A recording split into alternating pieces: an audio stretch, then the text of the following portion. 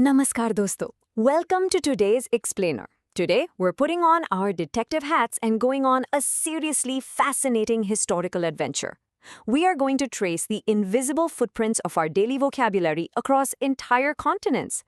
Think of it as a linguistic detective story. But the clues aren't hidden away in some dusty ancient ruins, they're actually in the very words we speak every single day. So, are you ready to solve this history mystery? Let's dive right in. To crack this case, here is our roadmap. We'll start with the roots of impurity through the word mal, then look at sowing seeds with the word sow. After that, we'll figure out exactly how Sanskrit traveled, track the ancient carriers and migrations, and finally, we'll open up a stunning Baltic time capsule.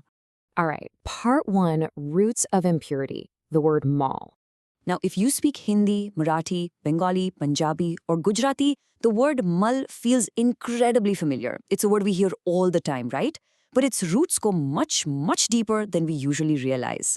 In Sanskrit, this root stands for bad, impurity, excreta, or filth. And it's just so deeply woven into our daily cultural contexts. I mean, think about it. In yoga and Vedanta, we talk about mal shuddhi, the purification of impurities. Over in Ayurveda, it refers to bodily waste that needs clearing out. And even in modern everyday Hindi, we use the word mela to describe the dirt of the skin or the mind. It is this fundamental core concept of something that needs to be filtered or cleansed. Keep that exact meaning locked in your head for a second. Because it is genuinely shocking how this exact word survived across the globe. From English all the way to Romanian, the exact sound and meaning remain perfectly preserved. In Latin, we get mallis. In French, Spanish, Italian, and Portuguese, it is literally just mal. And in English, well, what happens when your body isn't getting good nutrition? Malnutrition. What about when a machine has a bad operation? It's a malfunction. Even in German, we see Mangel or mal. We're talking about cultures thousands of miles apart, yet this ancient Sanskrit root for bad or impurity has permanently locked itself into their everyday speech. It's exactly the same. Moving on to part 2, sowing seeds, the word sow. We just looked at human impurity, so let's pivot to something deeply tied to human survival and early civilization: agriculture. The root sow or su means to cultivate, to scatter seeds, or to sow. This root is intimately tied to farming across all Indian languages. In fact, it is so foundational that it actually birthed the word sita, which historically means plowed land or a furrow. It's quite literally a word of creation and growth. In this linguistic seed was planted globally. The Germanic language family independently held on to this exact Sanskrit root. You see the German sein and Swedish and Norwegian sa. Simultaneously, the Romance and Latin languages did the exact same thing. You have the Latin cero, French siembra, Spanish sembra. Both of these major European language families held tightly onto this identical agricultural term.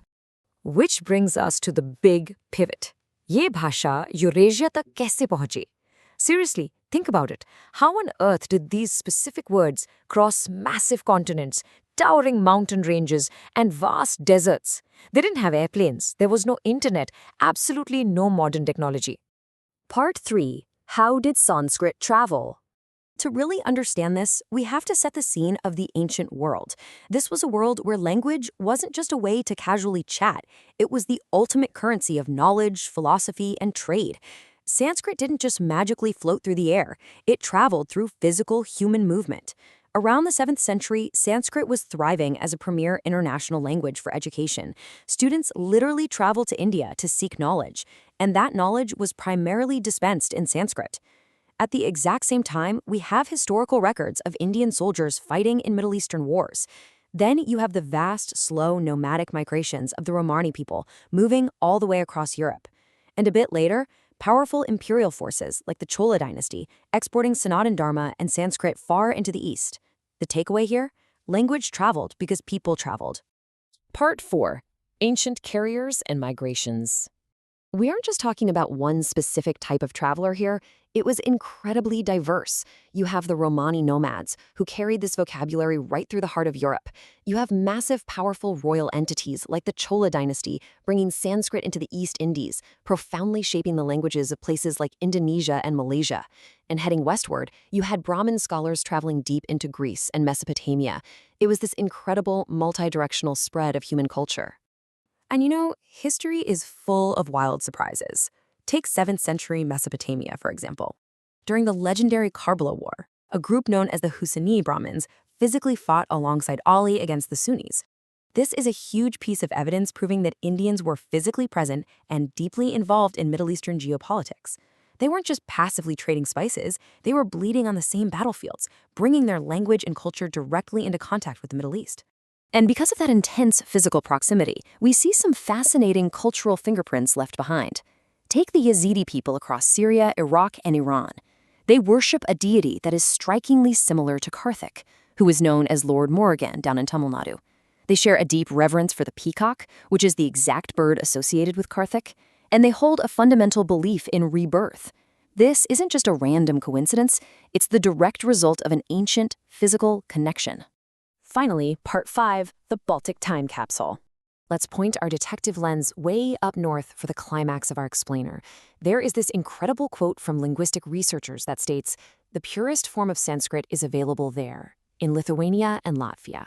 It is a matter of genuine wonder. Somehow, for some reason, these specific Baltic nations acted as perfectly sealed linguistic time capsules. They have preserved ancient Sanskrit words better than almost anywhere else in Europe. The parallels are just staggering when you see them side by side. The word for guest in ancient Sanskrit is atiti. In the modern Baltic nations today, it's also atiti. The word for the seat of God is dasin. In the Baltics, dasan. It is an exact, literal match. It's an absolute linguistic miracle and one that scientists and linguists desperately need to study more closely. Which brings us to our final provocative thought for the day. अगर हमारे रोज के शब्द एक ही हैं, तो हम अलग कैसे हुए? If our daily words, the words we use to describe our physical struggles, our food, our guests, and our gods, if they share the exact same ancient roots, how different are we really? I hope this explainer completely changed the way you look at the words you speak every single day. Thank you so much for joining me on this linguistic detective case.